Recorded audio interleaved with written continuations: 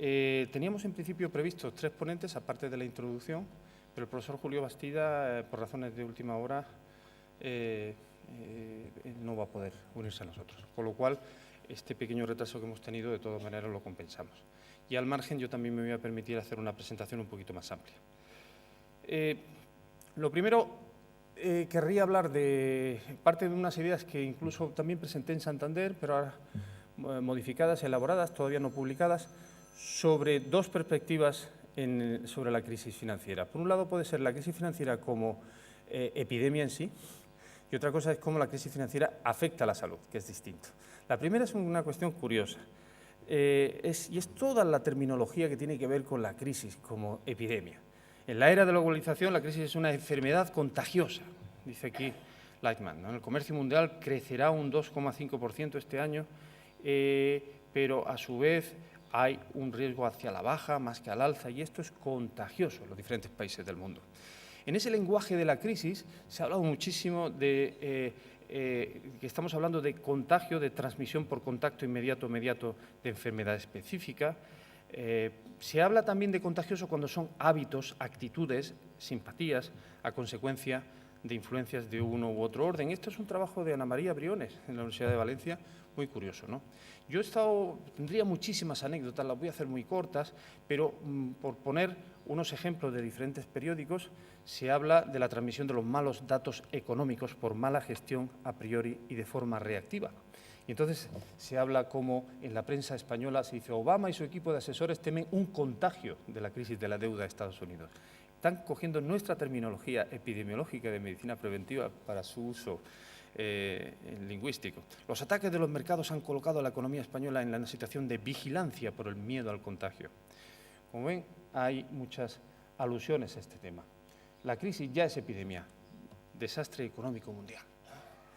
Y luego, por supuesto, hay estudios muy serios, como este de noviembre de 2012. Es posible que nuestro distinguido ponente también, doctor David McDade, lo conozca, On the Epidemic of Financial Crisis, en toda la epidemia que se pone, cómo se transmite la crisis financiera. Aquí esto ha sido la crisis financiera global obtenida mediante análisis de índices bursátiles de Standard & Poor's, vaya nombrecito también, 500 y el Nasdaq. Y entonces ve cómo el virus de las hipotecas basuras, que son las que están en rojo, han contagiado prácticamente a todo el sistema financiero mundial. Y al final en este momento se encuentra con que los nodos en verde representan las acciones que han perdido menos de un 10%, en amarillo las que han perdido entre un 10 y un 25%, y en rojo los que han perdido más del 25%. Y ven cómo ese contagio de esos bonos basuras, cómo se ha extendido por el mundo.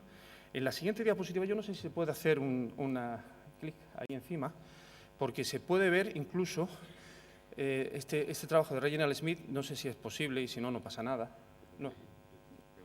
No, pues no se preocupe. No pasa nada porque se ve cómo se van los diferentes centros económicos contagiándose de la epidemia. En cualquier caso, eso sería un tema anecdótico. Es como incluso toda la crisis económica se puede modelizar como un sistema de análisis de una epidemia, que es lo que está ocurriendo. Pero, por otro lado, es como la crisis financiera es generadora de problemas para los sistemas sanitarios y para la salud. Entonces, en ese sentido, como el trabajo de Filipa Mavdovsky y del grupo de Martin McKee, Sarah Thompson, Diva Vizcaya, Silos, etc., estos han hecho un trabajo muy bueno sobre Health Policy Responses to Financial Crisis in Europe, que es las respuestas de políticas sanitarias a las crisis sanitarias en Europa. Es un trabajo del Observatorio Europeo de Sistemas y Políticas de Salud. Y aquí hablan como Martin McKee habla de la crisis financiera, cómo comenzó en 2007 y es un shock para los sistemas de salud. Shock con un efecto negativo directo sobre el sistema de salud por 3 motivos principales. El primero, porque los sistemas de salud necesitan fuentes predecibles de ingresos con los que poder planear sus inversiones, determinar los presupuestos, adquirir los bienes y servicios.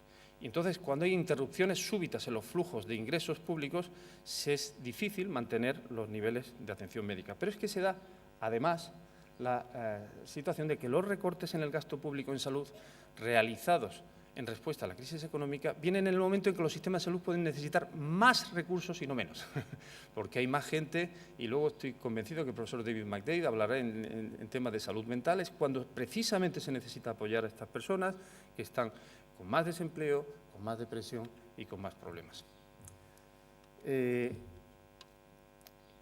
Y la tercera gran razón son los posibles recortes arbitrarios a los servicios esenciales en salud que pueden desestabilizar el propio sistema. Entonces, pueden desestabilizarlo en el acceso equitativo a la atención, en la calidad de la atención recibida y en el aumento de otros costos a largo plazo. En cualquier caso, hay que recordar muchas veces aquí cosas elementales que han firmado todos los Estados miembros, incluyendo el nuestro, que es que invertir en salud es invertir en riqueza. Hubo una declaración en Tallinn, en la capital de Estonia, en la cual se ve claramente que en principio, bueno, aquí estaría salud, aquí estaría riqueza y aquí estarían los sistemas sanitarios. Entonces, invertir al final en el sistema sanitario va a influir en un mayor rendimiento, en un mayor crecimiento económico y un impacto en la economía y en un bienestar social. Y eso está científicamente demostrado y además aceptado y aprobado por los diferentes Estados miembros. Quería mencionar pues, una revista que el doctor David McDade, además es su director, y que ha tratado en diferentes ocasiones este tema, en EuroHealth, el tema de la crisis financiera y el impacto en los sistemas sanitarios. Hay muchos papers, podría poner muchísimos ejemplos, no va a ser objeto, yo quiero que se reserve un tiempo para el debate, sobre si han aumentado los suicidios en Grecia, por ejemplo, en el Lancet, o incluso cómo determinados programas, como los de prevención del VIH-Sida, se han relajado por falta de recursos económicos con las consecuencias derivadas de esto. También en Puertos Sin Fronteras, que ahí también veo amigas y amigos que están en la sala expertos en temas. De todas formas, siempre hay que ver si una crisis esto es tomado de David Stackler, si es un desastre o en realidad es una oportunidad, una bendición, porque en alguna ocasión está claro que la crisis, sabemos todos la parte negativa, la parte positiva es que como no hay tanto dinero, las personas usan menos el coche, utilizan más los mecanismos que fomentan una actividad física, el tabaco está demasiado caro para afrontarlo. En fin, tienes alguna cosa, dice, nunca desaproveches una buena crisis para introducir buenos hábitos, ¿no? Bueno, quiero decir que todo eso en un contexto además de mucho sobresalto, ¿no? Como aquí la famosa prima de riesgo. Unos sobresaltos que además han hecho que estemos en una situación que yo creo que el gobierno hace lo que puede y de la mejor manera que interpreta, pero una situación a veces muy tensa. Incluso ahora mismo tenemos unos escenarios con la Comisión Europea que ha llamado la atención, esto es de febrero, a España por los recortes en sanidad y más recientemente, y yo lo retomé por un Twitter del propio David, la BBC, esta es de la BBC, esto de hace unos días, y me imagino que también lo conocen, porque ha salido en toda la prensa, que la Unión Europea da un aviso a España sobre el rechazo que ha habido a el uso de tarjetas sanitarias, porque hemos pasado la ley del péndulo, del turismo sanitario en el cual aquí todo valía y venían personas de muchísimos países, más allá incluso de la Unión Europea, y se les trataba con tratamientos a veces muy sofisticados, al momento actual en que en ocasiones, pues en el cumplimiento de la exigencia de la documentación, pues nos pasamos. Bueno, luego sabemos que en alguna ocasión se ha dado explicaciones de que las tarjetas sanitarias aludidas no estaban en vigor, estaban caducadas, pero aún así hemos estado revisando, incluso legalmente, aunque estuvieran caducadas, esto no se puede hacer. Estamos en una cosa que se llama Unión Europea, con libre circulación de personas, productos y servicios, y hay un acuerdo que hay que cumplir. Entonces, esto es fruto, evidentemente, de la situación dramática, desde el punto de vista económico, de la que vamos a salir seguro, pero que, evidentemente, requiere una serie de medidas. Yo no voy a hacer una revisión sistemática de todas las medidas. En otra ocasión lo hice y lo podríamos debatir. Aquí voy a citar simplemente 7 medidas primeras que se han sido propuestas, como son incrementar el copago, como son reducir los gastos, limitando el acceso para inmigrantes o personas sin tarjeta sanitaria, como puede ser reducir los gastos limitando el acceso de los más ricos, Otra posibilidad, la cuarta, podría ser reducir la cartera básica y promocionar seguros médicos privados voluntarios. Una quinta medida podría ser apostar por consorcios público-privados de servicios. Sabemos ciertas comunidades autónomas que lo están haciendo de manera muy especial. Otra medida es reducir los salarios de los profesionales sanitarios. Creo que no será muy popular en este foro este tema.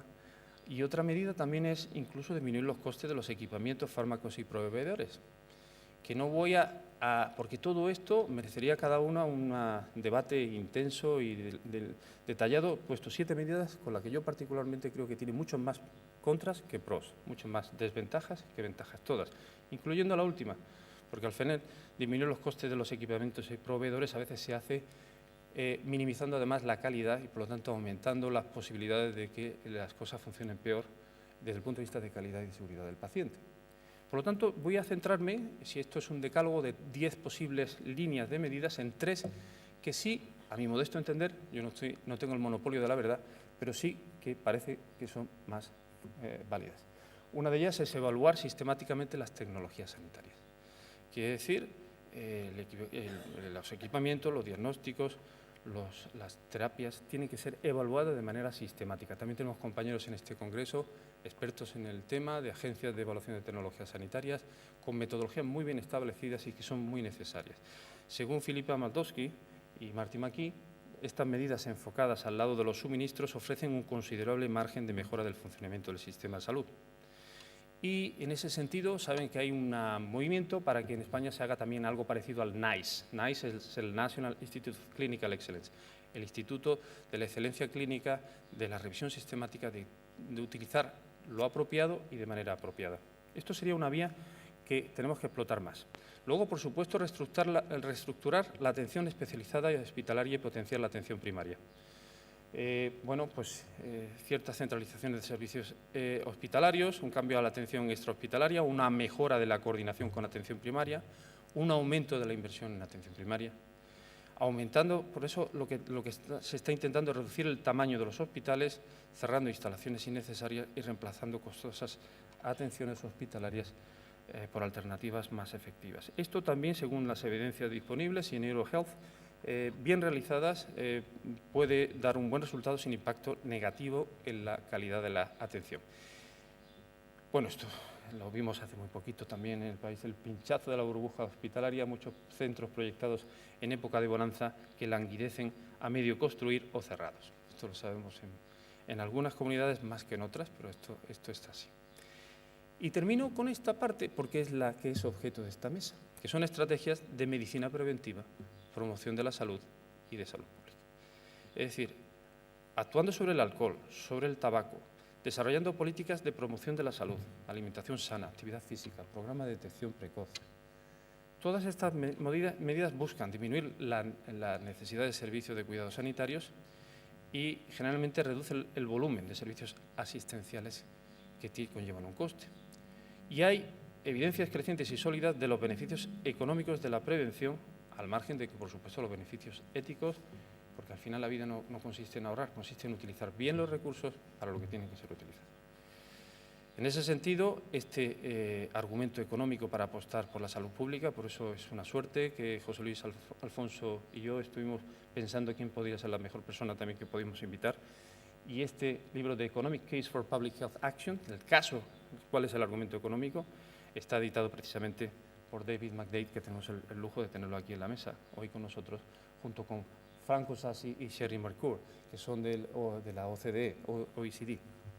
Entonces, es el Observatorio Europeo de Sistemas Sanitarios, la OCDE y la OMS han hecho este informe en el cual yo estoy seguro que algunas pinceladas David nos puede ilustrar, en el cual se ve incluso cuáles son los tipos de intervenciones que han sido valoradas, que pueden ser de educación y promoción de la salud, cosas que nosotros somos defensores, por supuesto, de medidas también regulatorias y fiscales y medidas basadas en intervenciones a nivel de atención primaria.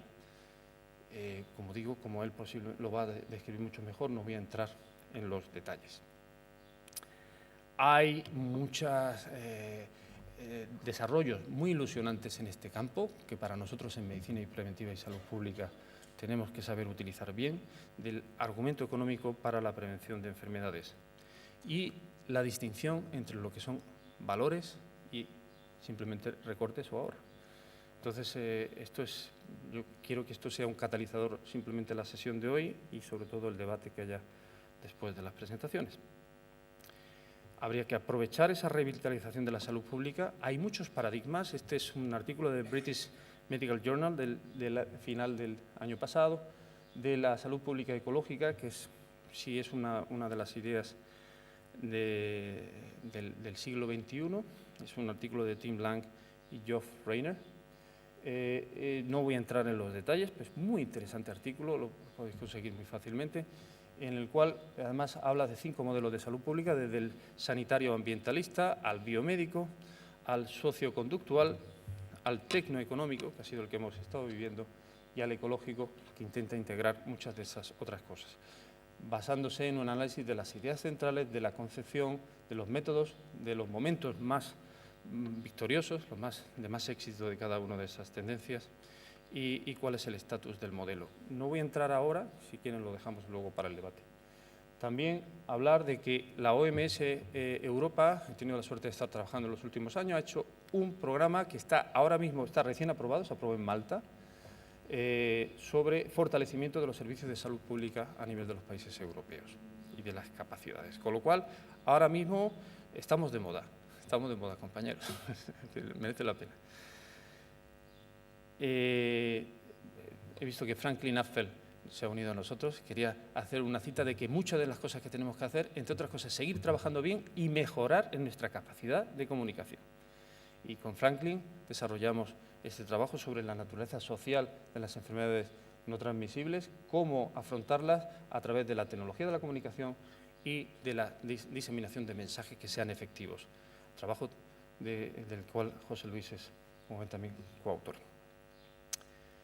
Y termino pues hablando de que, por supuesto, el editor del British Medical Journal habla precisamente de que muchas de las soluciones que vamos a tener para el futuro están basadas en nuestra disciplina, en la medicina preventiva y en la salud pública.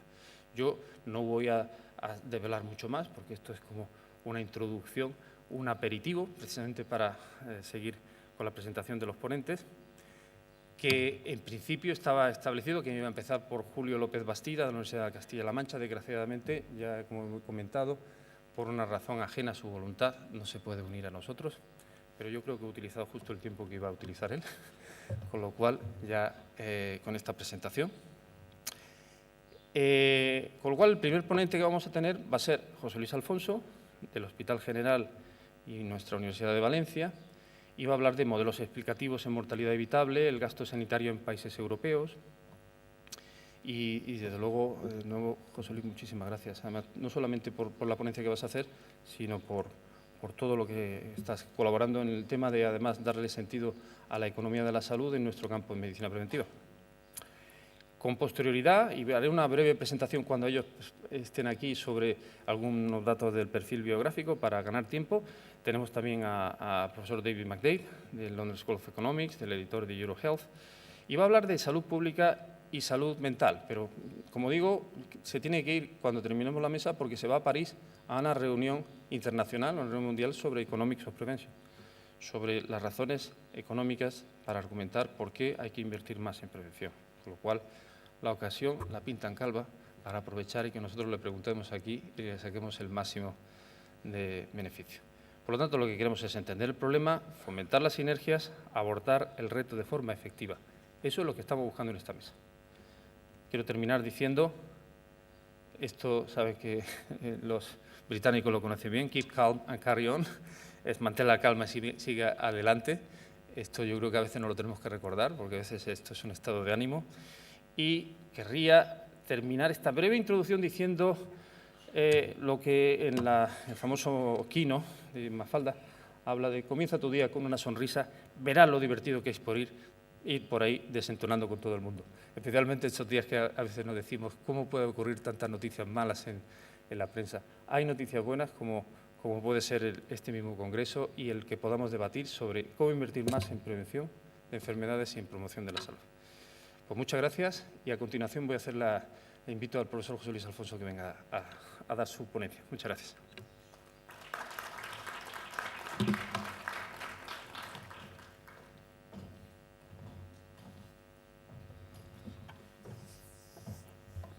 Y mientras José Luis Alfonso van cargando su presentación, pensaban en aquello, dice, en el amor como en la ciencia, la excesiva concentración en la técnica conduce a la impotencia. Piensen en la frase. Entonces, a veces la técnica, cuando estamos aquí, mientras que cargamos las diapositivas y todo eso, siempre va a ser un reto. Bueno, el currículum del profesor José Luis Alfonso es muy amplio. Tiene el grado, por supuesto, de doctor en Medicina y Cirugía y el diploma de estudios avanzados del doctorado en Economía Aplicada por la Universidad de Valencia. Tiene las especialidades médicas en Medicina Preventiva y Salud Pública y en Salud Laboral, en Medicina del Trabajo. También tuvo un periodo de formación en Estados Unidos, en la Universidad de Minnesota, donde completó el máster en Hospital Administration. En España ha hecho también los másteres de prevención de riesgos laborales y de salud pública. Y desde el punto de vista profesional, cuando le he pedido yo, porque nos conocemos bien, que me diera su currículum, dice, pero si tú lo conoces. Bueno, pues la verdad es que me vino bien que me lo dijeras porque yo no me habría acordado de alguna cosa que tú me decías aquí. Ha trabajado como médico de familia para la Consellería de Sanidad, ha sido jefe de servicio de prevención en la empresa Cárnicas Roig y en Mercadona, con lo cual tienes también una experiencia en el sector privado. Y en la actualidad es, como saben, profesor titular de la Universidad de Valencia, en el Departamento de Medicina Preventiva y Salud Pública, y es también el responsable, el jefe de servicio de Medicina Preventiva del Consorcio Hospital General Universitario de Valencia. Además de ser el director de varios másteres de la universidad, persona activa, no sé dónde sacas todas las horas, pero bueno. Gracias, José Luis. Bueno, buenos días. La verdad es que da gusto cuando te presenta un amigo, porque dice lo mismo que dice el currículum, pero lo dice con más cariño.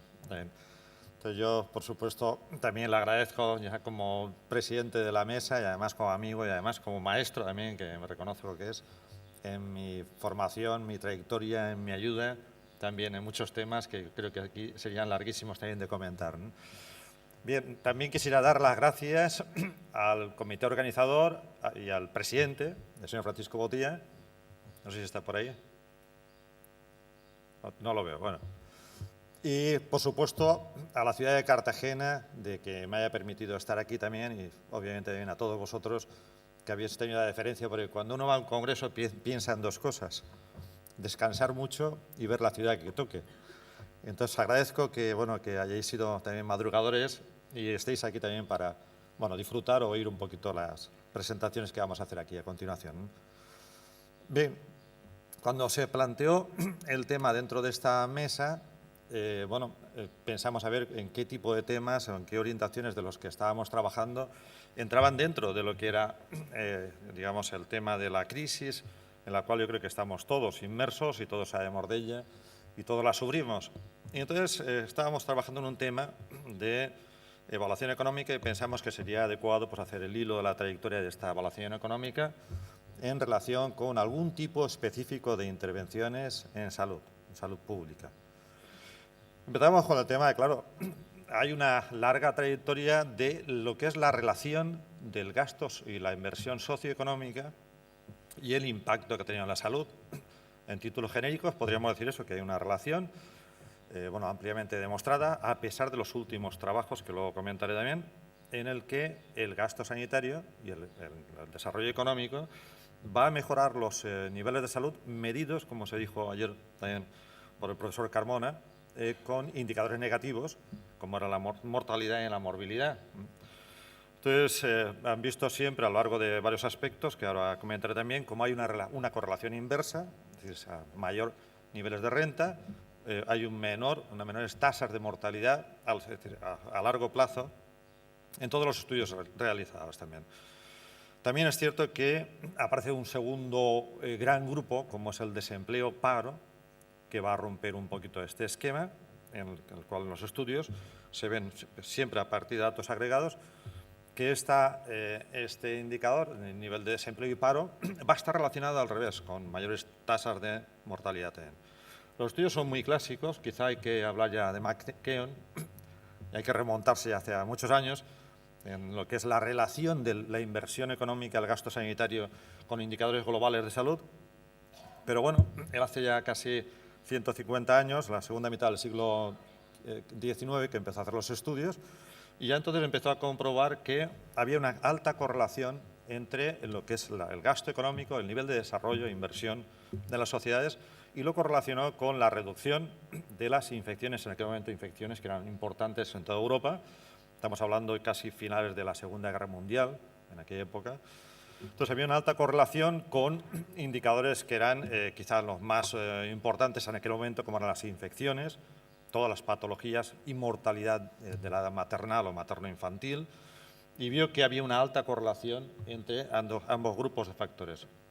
El estudio se había hecho en Inglaterra y Gales. Este quizá primer grupo de estudios sirvió luego a una serie de estudios a nivel internacional que vinieron por parte de varios autores, y quizá hay otro grupo de años, viéndolo más que por autores, por años, por periodos, en los años 1860 a 1950, se puede decir que este tipo de estudios también se orientó también en el mismo sentido, intentando ver las correlaciones también que había entre el gasto económico, la inversión en sanidad, y cómo repercutían estas tasas también de mortalidad, y se veía que el esquema se repetía, y los mecanismos por los cuales se explicaba por qué se producía eso a nivel global, a nivel macroeconómico, tal, era mediante medidas de aspectos relacionados con la nutrición, mejoras en las redes de saneamiento, en la higiene de las viviendas, en aspectos relacionados con lo que se llamaría la ingeniería sanitaria, etcétera, del entorno. Pero bueno, que había una repercusión tanto directa como indirecta en lo que se llamaría ahora, o más adelante se llama políticas intersectoriales de la salud también, que también influyen en lo que es el nivel de salud de las poblaciones y que no hay que olvidarse nunca. Una persona no solamente es aquellos aspectos que tienen relación con el sector sanitario, sino también aquellos aspectos que forman parte de la ecología de esa persona, que es hacia donde va hoy ese concepto. Seguimos con estudios ahí a largo plazo. Quizá a partir de 1970 viene el boom de los estudios de correlaciones, ver gastos sanitarios, gastos globales, Producto Interior Bruto, etcétera, correlacionados con indicadores negativos de los países. Así se comprueba, por ejemplo, en varios estudios en Estados Unidos, se hace también en la Europa entonces, Europa de los 14, que ha crecido un poco, hay unos cuantos países más. Entonces se hace en aquel momento también, y en otra serie de países, como quizá Canadá, Japón, etcétera, y se observa que se va repitiendo el modelo en todo este tipo de países siempre desarrollados. Se observa que el modelo, las correlaciones son altísimas también. Y también que se mantiene que el desempleo va a ser un factor importante en el modelo en sentido contrario. Es el predictor del aumento también de la mortalidad. Claro, los efectos en aquel momento se explican bajo diferentes puntos de vista. O sea, va a pensar que el crecimiento económico va a potenciar diferentes puntos de vista. El primer efecto va a ser, obviamente, reducir el nivel de pobreza de la población. La reducción de la pobreza tal mediante o bien la elevación real del salario o bien la elevación indirecta del salario, porque no hay que olvidarse que un sistema sanitario, aparte del sector salud, lo que es un sistema de redistribución de rentas. Es un factor muy importante que nunca lo analizamos. Es decir, aquella persona que no tiene ingresos económicos va al sector sanitario y con nada o muy poco dinero tiene como un complemento de su renta porque no pagará directamente de su bolsillo el sistema sanitario público. Entonces es un sistema también por el cual, si ese sistema se mantiene, mejora para las capas más bajas también, mejora el nivel, el acceso, la capacidad, etcétera. Si a eso le añadimos que en épocas, digamos, de crecimiento económico y de inversión económica hay un mayor incremento de los ingresos de la seguridad social, pagan más también las empresarias y empresarios a lo que es el concepto social, entonces se multiplica todavía más el efecto también que se produce también. Además entramos en lo que es aquí el desarrollo también de las tecnologías, pero tecnologías en salud. Y pensemos tecnologías en salud no como la clásica tecnología, no como el TAC o la resonancia. Es decir, cualquier medicamento se analiza como tecnología. Es decir, merece la pena introducirse o no, produce mejoras ese gasto también, este tipo de medicamentos, es un medicamento más eficaz. Es decir, ¿puede sustituir a otro con mejoras también? ¿O lo único que va a hacer es que haya uno más en el mercado? Entonces son temas que van a ser muy importantes, pero bueno, esas mejoras nos permiten, siempre que se produzcan, nos permiten eso, ir mejorando la salud, mejorando la seguridad a nivel laboral, es decir, mediante aspectos ergonómicos, control de ambientes tóxicos, etcétera. Con lo cual, entramos en un campo de mejoras en muchos aspectos también. Por supuesto, cualquier inversión o mejora en medicamentos, en cirugías, en técnicas quirúrgicas, es decir, el desarrollo económico y la inversión económica y el gasto sanitario permite toda serie de factores. Y nos queda un grupo muy importante. Hace unos días lo comentaba con el profesor Martín Moreno sobre el tema de los mayores, el envejecimiento. Y creo que tenía toda la razón, y le dije que tenía toda la razón cuando hablábamos de que nos olvidamos de la gente mayor y la gente que debe o está en época de fallecimiento. Nos acordamos de la salud, pero no nos acordamos de la transición también a la otra vida. También es otro de los aspectos que se ha ido mejorando, pero quizá aún creo que es uno de los huecos que tenemos en la actualidad para seguir mejorando. Entonces, la gente mayor, la gente ya con más edad, se ha ido mejorando también. Cuando hay una mejora económica, se produce un mayor impacto en todo, en las viviendas, acceso a recursos, mejoras del estilo de vida de esas personas, etcétera. Y eso se traduce siempre en una mayor longevidad. Pero como decía hace unos años, vamos a añadir años a la vida y vida a los años. No basta vivir más años, sino vamos a buscar calidad de vida a esos años también. Bien, esto entonces nos permitía toda serie de factores. Pero últimamente, hace pocos años, quizá a partir de, lo nombráis, bueno, no sale, estaría aquí abajo, está cortada la diapositiva, pero bueno, sí que está nombrado el trabajo del señor Tapia Granados, que han habido varios autores que hacen el estudio en la época de crecimiento más alto de Estados Unidos, que se produce en 1990 a 1996. Él lo publica el trabajo de Increasing Mortality During the Expansions of the US Economy, es decir, en la época de gran crecimiento económico. Hacen un estudio en el cual intentan correlacionar el nivel de inversión y de gasto económico y la repercusión en el sistema sanitario. Entonces, hacen ese tipo de estudios y concluyen que el crecimiento económico no reduce la mortalidad, con lo cual rompe todos los esquemas que habían hasta ese momento. Vienen algunos trabajos más, junto con él, no voy a comentar porque tampoco es objetivo ya de la charla, con lo cual dice, bueno, después de tanta investigación que se ha producido, ahora se ha roto este esquema y resulta que el crecimiento económico produce más tasas de mortalidad, con lo cual es una paradoja de la investigación científica. Nosotros, en nuestro caso, pensamos primero que el estudio que se hizo, que lo hizo en aquel momento, que además se ha referido a 1990 a 1996, que es cierto que fue una de las épocas gloriosas también económicas de Estados Unidos, el estudio estaba hecho a muy corto plazo. La economía no es algo que automáticamente aumente la salud de las personas, sino que tiene un periodo de tiempo de traslación de los sistemas, que ahora veremos un poquito, lo que es la traslación de los sistemas.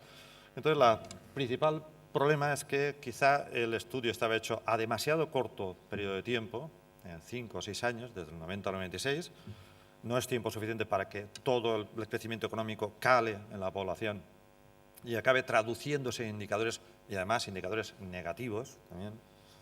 Y segundo, que quizá no analizaron aspectos que son muy sensibles, muy relacionados con lo que es la capacidad y efectividad que tiene un sistema sanitario. Y es muy sensible a estas inversiones económicas. ¿De qué estamos hablando hoy? ¿De qué indicadores estamos hablando? Que son altamente sensibles y muy específicas de lo que es la eficiencia, la inversión, etcétera, en un sistema sanitario. Pues nos estamos refiriendo concretamente a lo que es lo que nosotros llamamos la mortalidad evitable sanitaria. ¿Qué es la mortalidad evitable? Que voy a comentar muy poquito la mortalidad evitable. Yo creo que es muy conocida ya también en este auditorio, pero la mortalidad evitable es aquel conjunto de fallecimientos, hablamos de mortalidad, que en principio no deberían existir porque científicamente se reconoce que tenemos capacidad científica para poder evitar esos fallecimientos. Luego pasamos a la realidad. Se producen cuando hay problemas, fallos, tal, en el sistema sanitario. Por tanto, hay una desigualdad entre lo que la ciencia dice que se debe hacer y lo que al final se hace.